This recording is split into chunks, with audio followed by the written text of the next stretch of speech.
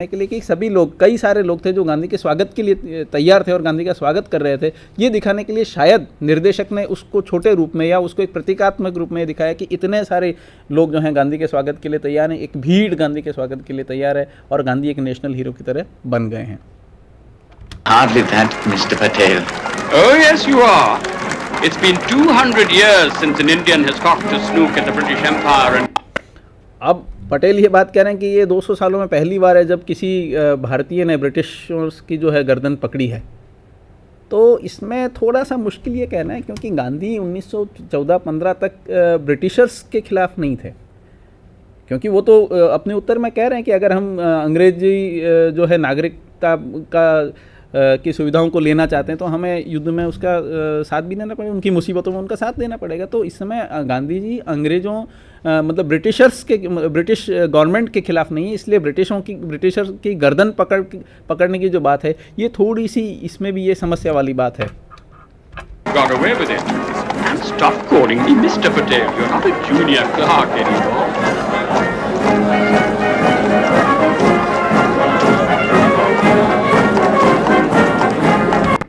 अब इस सीन में दिख रहा है कि एक तरफ परेड हो रही है और जिस अंग्रेज अधिकारी का स्वागत किया जा रहा है वो बिल्कुल अलग थलग है और उसको सिर्फ सरकारी स्वीकृति मिल रही है, और दूसरी तरफ गांधी जी के बारे में ये बताया जा रहा है कि जो आम जनता की जो स्वीकृति है या आम जनता जो है वो गांधी जी के साथ है और उसका प्रशासन या सैन्य अधिकारी को लेना देना है।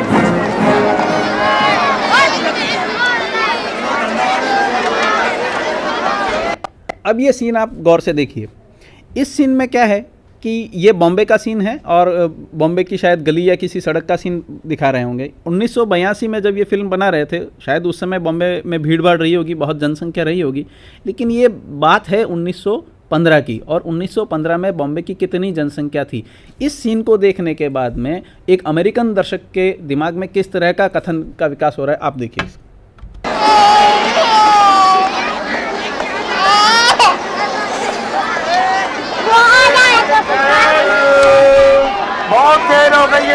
The new military governor of the Northwest Frontier Province was on that ship.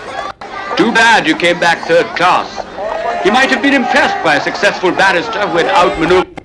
अब इस सीन में बहुत भीड़ भाड़ दिखाई गई है, बहुत गरीबी दिखाई गई है और गांधी जी सबको देख रहे हैं। But General Smuts. Yes, I'm sure. Sardar Patel उनसे जनरल स्मर्ट्स और उनके बारे में बात कर रहे हैं, लेकिन गांधी जी उतना कंसंट्रेट नहीं कर पा रहे हैं, वो सिर्फ गरीबी देख रहे हैं, भीड़ भाड़ देख रहे हैं।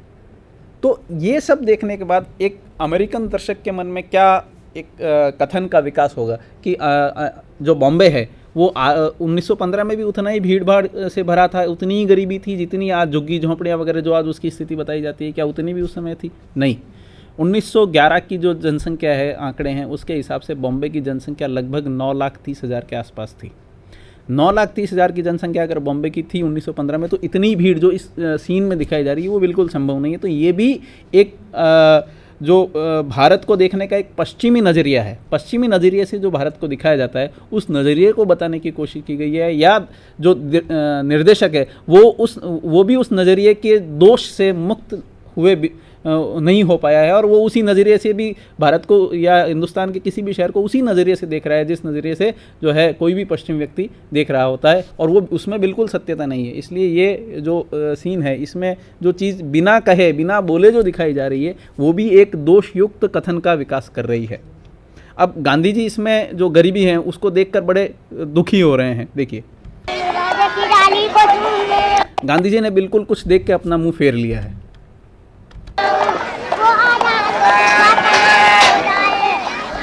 इस तरह की गरीबी को देखने के बाद गांधी जी ने अपना मुंह फेर लिया, लेकिन ऐसा ये सही नहीं है कि गांधी जी ने जो है वो इस तरह गरीबी को पहली बार भारत में उतरकर पहली बार वहीं देखा जहां उनको देखना है, या उन्होंने बॉम्बे में देखा। ये गलत चीज़ है।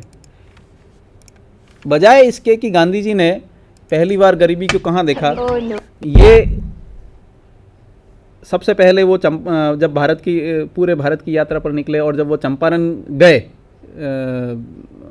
चंपारण आंदोलन के लिए, तब उन्होंने पहली बार वहाँ इतनी गरीबी के प्रत्यक्ष रूप से दर्शन किए। और जब वो भारत की जब यात्रा पर निकले तो तब गए, उन्होंने पहली बार गरीबी को या इतनी नज़दीकी से महसूस जो है वो बॉम्बे में नहीं किया था। लेकिन निर्देशक ये बताना चाह रहा है कि बॉम्बे में जब वो उतरे तो पहले ही दिन उनको जो है इस तरह की गरीबी देखने को मिली। लेकिन ये एक गलत कथन है। इससे जो एक नैरेटिव डेवलप हो रहा है, जो हिस्टोरिकल नैरेटिव डेवलप हो रहा है दर्शक के मन में, वो एक बिल्कुल ही गलत है। अब दूसरा सीन हम देखते हैं। ये दूसरा जो सीन है ये एक गार्डन पार्टी का सीन है, और ये गार्डन पार्टी के बारे में हम बात करते हैं। पहले सीन की शुरुआत। No, no. I leave practical matters to my husband and revolution to my son. ये जो दोनों कैरेक्टर दिख रहे हैं, ये एक मोतीलाल नेहरू हैं और दूसरी जो हैं वो मोतीलाल नेहरू की पत्नी और जवाहरलाल नेहरू की माँ हैं, स्वरूप देवी रानी, स्वरूप रानी नेहरू। ये गार्डन पार्टी का जो सीन है ये 14 अगस्त को गुर्जर सभा ने, गांधी जी के स्वागत में गुर्जर सभा ने ये गार्डन पार्टी रखी थी। इस बीच में कई सारी पार्टीज गांधी जी के उसमें स्वागत में रखी गई, जिसमें एक में फिरोज शाह मेहता थे, एक में तिलक थे। लेकिन ये जो पूरा सीन है इसमें कहीं फिरोज शाह मेहता और तिलक को नहीं दिखाया गया है, इसलिए ये पार्टी जो है ये गुर्जर सभा ने रखी थी। और उस गुर्जर सभा की पार्टी की अध्यक्षता जो है मोहम्मद अली जिन्ना ने की थी। उस पार्टी में किसी भी स्वरूप में नेहरू परिवार शामिल नहीं था। इस सीन में इनसे कोई पूछा, उनकी पत्नी से, मोतीलाल नेहरू की पत्नी से पूछते हैं कि भाई क्या आप क्या सोचते हैं, क्या है? तो वो कहती है कि नहीं, मैंने जो है क्रांति का काम जो है वो अपने पुत्र को सौंप दिया है और दुनियादारी का काम अपने पति को। इस पूरे सीन में जो एक महत्वपूर्ण बात है वो है ये जो रेवोल्यूशन टू माय सन, ये एक बड़ी इंपॉर्टेंट चीज़ है।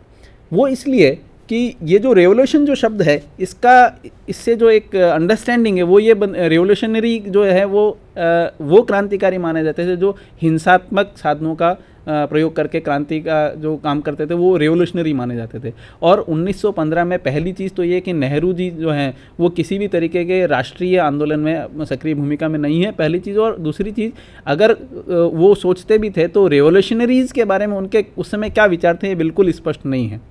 और उसके बाद भी वो जब वो गांधी के साथ हुए तो उसके बाद तो उन्होंने हिंसात्मक साधनों को स्वीकार करने से मना ही कर दिया था। हालांकि जब भगत सिंह को जब फांसी हुई तब उन्होंने एक पत्र में लिखा कि मैं कई दिनों तक सिर्फ इसलिए चुपचाप बैठा रहा कि कहीं मेरे मुंह से कुछ निकले और मैं कुछ कहूँ, और उस कहने की वजह से भगत सिंह, राजगुरु और सुखदेव, इनको जो फांसी जो रोकने की बात चल रही उसमें कहीं कोई मुश्किलात ना आ जाए, इसलिए मैंने इन तीनों की फांसी को रोकने के कारण कि भाई ये रुक जाएं, इस कारण से मैं कुछ बोल नहीं पा रहा हूं। हालांकि मेरे मन में अंग्रेज़ सरकार के लिए गुस्सा बहुत है। और उसके बाद उन्होंने ये भी लिखा कि इसके बाद जब हम अंग्रेज़ सरकार के साथ बैठ के बात करेंगे तो बीच में जो है इनकी लाश बीच में पड़ी होगी, और इनकी लाश के आधार को देखने के बाद जब भी हम बात करेंगे तो ये हमको ज़रूर दिखेंगे। तो इसका ये मतलब है कि जोश तो था नेहरू जी में, लेकिन 1915 में ये रेवोल्यूशनरी के साथ उनका क्या रिश्ता था ये कहना बहुत मुश्किल है। Mr. Gandhi, I'd like you to meet Mr. Jinnah, our joint host. ये एक थोड़ी सी ये भी जो है ये भी एक समस्याप्रद है।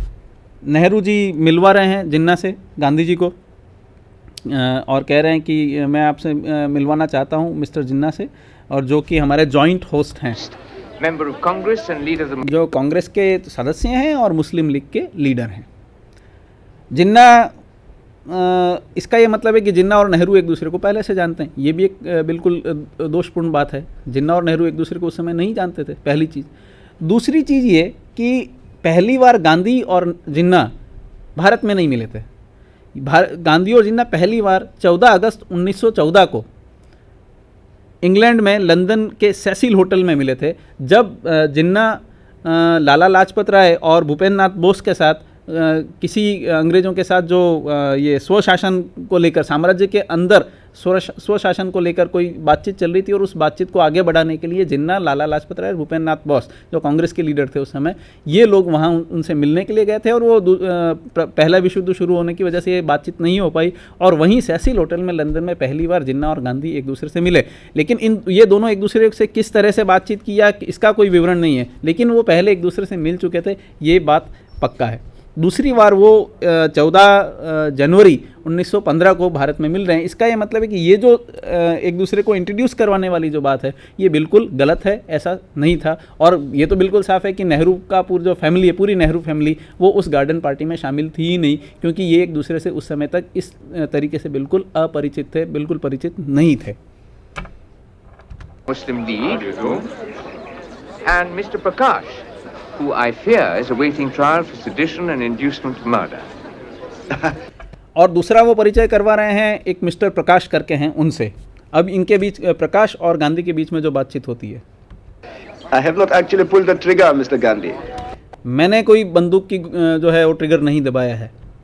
I have simply written that if an Englishman kills an Indian for disobeying his law, कि अगर कोई अंग्रेज व्यक्ति वो किसी भारतीय को अगर वो मारता है और लॉ को डिसओबे करने के then it कारण, is an Indian's duty to kill an Englishman for an तो ये किसी अंग्रेज को मारने की भी इंडियंस की ड्यूटी बनती है। तो ये जो प्रकाश का जो कैरेक्टर है, ये कैरेक्टर ये एक इस तरह की बात को दिखाता है जो लगभग 60-70 के दशक में अमेरिका में जो वियतनाम के समय जो रेडिकल चिक हुआ करते थे उनकी तरह दिखने वाला जो ये व्यक्तित्व है, ये इस तरह की बात को करता है। अब इसका गांधी जो उत्तर देते हैं, forcing his law in a land that is not his. It's a clever argument. I'm not sure it will produce the end you desire. We hope you're going to join us in our struggle for home rule, Mr. Gandhi. Well, Gandhi जो इसका उत्तर देते हैं वो बड़ा वो पूरा ऐतिहासिक, लगभग 1909 में जब गांधी जी ने हिंद स्वराज लिखा तो उससे जस्ट पहले वो इंग्लैंड में एक इंडिया हाउस में कई क्रांतिकारियों से जब बातचीत कर रहे थे, तो उन क्रांतिकारियों से जो बातचीत हुई उस बातचीत में जो कई सारे प्रश्न उठे और जो गांधी जी ने अपने उत्तर में जो जवाब दिए उसी को आधार बनाकर फिर गांधी जी ने फिर हिंद स्वराज लिखा। और उन्होंने कहा कि मैंने दोनों हाथों से लिखा क्योंकि मैं बहुत जल्दी में था और मैं बिल्कुल रोक नहीं पा रहा था अपने आप को। और हिंद स्वराज का जो जिस्ट है, जो एक सार है, वो गांधी जी ने इस प्रकाश जो इस फिल्म में प्रकाश और गांधी की जो वार्ता है इसमें कि नहीं, इससे भी आपकी बात बनेगी नहीं, क्योंकि ये हिंसा से कोई काम होगा नहीं और ये बात बनेगी नहीं। ये बात गांधी की जो हिंद स्वराज है उसको दिखाने के लिए, अब हिंद स्वराज पूरी तो निर्देशक दिखा नहीं सकता, लेकिन उसका जो पूरा एक सार है, सार रूप में जो है निर्देशक ने ये चीज़ दिखा दी कि भाई एक कह रहे हैं कि हिंसा से हम जो है कुछ ले सकते हैं और दूसरा गांधी जी कह रहे हैं कि नहीं, आप कुछ भी करेंगे लेकिन हिंसा से वो बात नहीं बनेगी या वो उद्देश्य पूरे नहीं होंगे जो वाकई आप करना चाहते हैं। ये हिंद स्वराज की बात को यहाँ दिखाना भी एक ऐतिहासिक है। फिर दूसरी जब ये बात चल रही है उसी समय जिन्ना पूछते हैं, we hope you will join us in our struggle for home rule mister Gandhi. Gandhi को वो कहते हैं कि हम ऐसा इच्छा रखते हैं कि आप हमारे स्ट्रगल को, जो हमारा संघर्ष है होम रूल का, उसको ज्वाइन करेंगे। इसको लेके मुझे थोड़ी सी समस्या ये है कि जिन्ना उस समय 1915 जनवरी में जिन्ना होम रूल आंदोलन से जुड़े नहीं थे। हालांकि तिलक का जो मुकदमा जिन्ना ने लड़ा था और तिलक ने जब मुकदमा 1914 में जब वो जेल से रिहा हुए उसके बाद थोड़ा होम रूल का उन्होंने काम करना शुरू किया, लेकिन 1915 कांग्रेस अधिवेशन के समय तक मुस्लिम लीग और कांग्रेस दोनों ने तिलक की होम रूल की बात को उस लेवल पर स्वीकार नहीं किया था। ये दिसंबर में अधिवेशन हुआ 15 में, और जनवरी में अगर जिन्ना गांधी से कहते हैं कि आप हमारे होम रूल के आंदोलन से जुड़ेंगे तो ये थोड़ा एक काल दोषपूर्ण एक तथ्य है और इसमें थोड़ा ये एक समस्याप्रद तथ्य है। Excuse me, may I, Mohan? There's someone I would like him to meet. oh, excuse me. ये जो सीन है इसमें CF एंड्रयूज दिख रहे हैं और जो गांधी को किसी से मिलवाने की बात कर रहे हैं। Sorry to rush you from one good. He told the press he'd support the British in the war. That Nehru और जिन्ना एक दूसरे से बात कर रहे हैं, ऐसा लग रहा है दोनों में बहुत मित्रता है और दोनों पहले एक दूसरे को जानते हैं, जो गलत है। वो कहते हैं कि इन्होंने प्रेस को कहा कि वो ब्रिटिश को जो है युद्ध में सपोर्ट करेंगे, और फिर यहीं पर non-violence for you. प्रकाश जो है ये एक फिक्रा कसते हैं कि ये आप लोगों के लिए नॉन वायलेंस है और आप मुझे आप मुझे वायलेंस जो मैं कर रहा हूँ वो आपके लिए वायलेंस है, और जो गांधी जी कर रहे हैं वो उनके लिए वो नॉन वायलेंस है। लेकिन ये जो सारी बात है उसमें गांधी जी ने जब ये, मैं पहले वाली बात पे आता हूँ, जब गांधी जी अपने पूर्व जो उप मंत्री को पत्र लिखते हैं और उसमें वो लिखते हैं कि मैं ब्रिटिशर्स की सहायता करूँगा इस युद्ध में, हम करें क्योंकि हम उनके एक नागरिक की तरह हैं, तो इसलिए हमको उनके इस मुसीबत में सहायता करनी चाहिए। जब उनसे भारत में आने के बाद ये पूछा गया कि भाई मतलब कि आप किस तरह की सहायता करेंगे, तो वो बिल्कुल साफ कहते हैं कि मैं भारत में कि मैं ब्रिटिशर्स की सहायता करूंगा, जो युद्ध में जो लोग मर गए उनकी सेवा करूंगा, या जो घायल हो गए उनकी सेवा करूंगा, और इस तरह मैं युद्ध में लड़ने की बात को स्वीकार नहीं करता, लेकिन मैं युद्ध में जो घायल लोग हैं उनकी मैं सेवा करने की बात करता हूं। तो ये यहाँ पर किसी तरह की गांधी की नॉन वायलेंस और वायलेंस की बहस को हम इस तरह खड़ा नहीं कर सकते। You know, Mohan, now I have a confession to make. इस पूरे सीन में ये कहना बहुत मुश्किल होता है कि ये कौन सी पार्टी है, क्या गुर्जर सभा वाली पार्टी है, लेकिन इस पूरे सीन में जब हम देखेंगे तो पीछे कई सारी ऐसे दिखाए गए हैं कि कुछ औरतें हैं जो गुजराती कपड़े में पहनी हुई, तो इसलिए हम कह सकते हैं कि ये बाकायदा गुजरात सभा के द्वारा, गुर्जर सभा के द्वारा दी गई पार्टी थी। यहाँ पर ये जो दिखाई दे रहे हैं ये हैं Gokhale. I didn't decide to come to South Africa. Professor Gokhale sent me. We are trying to make a यहाँ पर ये दिखाने की कोशिश की गई है कि गोखले और गांधी एक दूसरे को शायद पहली बार मिले हैं, या CF एंड्रूज की वजह से मिले हैं, या शायद मिले हुए भी तो एक दूसरे को इतना जानते ही नहीं, लेकिन ये गलत बात है। जब गांधी साउथ अफ्रीका में अपना संघर्ष कर रहे थे उस समय अगर किसी भारतीय ने उनकी सबसे ज़्यादा मदद की तो वो थे गोपाल कृष्ण गोखले। और इसके बाद इसमें ये जो भी दिखाया गया है कि CF एंड्रूज गोखले को मिलवाने के लिए, गांधी से मिलवाने के लिए एक जिन्ना और इनसे अलग लेके गया, तो ये भी थोड़ा हजम इसलिए नहीं होता क्योंकि जिन्ना भी उस समय गोखले के उतने ही बड़े सपोर्टर थे या उतने ही बड़े समर्थक थे जितने गांधी थे। इसलिए ये जिन्ना और गांधी और जो गोखले है इनके बीच का जो एक केमिस्ट्री जो दिखाई गई है, ये उसने क्या सोच के ये भी उस तरह के दर्शक के मन में एक गलत तरह का एक विचार पैदा कर रही है। nation, but the British keep trying to break us up into religions. अब ये सीन में यही है कि अब गोखले उनसे बात कर रहे हैं और फाइनली कहते हैं कि आप जो है भारत में आए हैं, पूरे भारत को देखिए, घूमिए, ये सारी अब ये सलाह वाली बात होती है। ये अब सीन लगभग हम यहाँ पूरा करते हैं। कुल मिला के ये जो सारी बात किसी फिल्म को किस तरीके से देखा जाता है, फिल्म को देखने के बाद किस तरह के विचार जो है दर्शक के मन में होते हैं और उससे एक किस तरह का इतिहास बोध होता है, ये बहुत जटिल विषय है और इसके ऊपर अभी हिंदुस्तान में, हमारे भारत में इस तरह का शोध होना बहुत बाकी है। अभी हाल ही में गुजरात विद्यापीठ के जो सादरा में जो महादेव देसाई ग्राम सेवा महाविद्यालय, वहाँ पर एक सेमिनार आयोजित हुआ था जिसमें ये विषय रखा गया है सिनेमा, साहित्य और सिनेमा में इतिहास का निरूपण, और उसके जो है वो किताब भी बाहर निकाली, उसके जो लेख आए थे उनकी सारी पुस्तक भी निकली है। वो एक छोटा सा प्रयास था। हम चाहते हैं कि उससे आगे बात बढ़े और उससे आगे और बात बढ़े और फिल्म स्टडीज़ और हिस्ट्री को लेकर और सोसाइटी के जो अलग अलग जो पहलू हैं उनको लेकर रिसर्च हो तो बात कुछ आगे बन सकती है। और ये एक एकेडमिया की आज ज़रूरत भी है कि हम नए नए जो शोध हो रहे हैं और नए नए तरीक़ों के साथ हम अपनी शोध को एक दूसरे के साथ जोड़ें और इंटरडिसिप्लिनरी जो है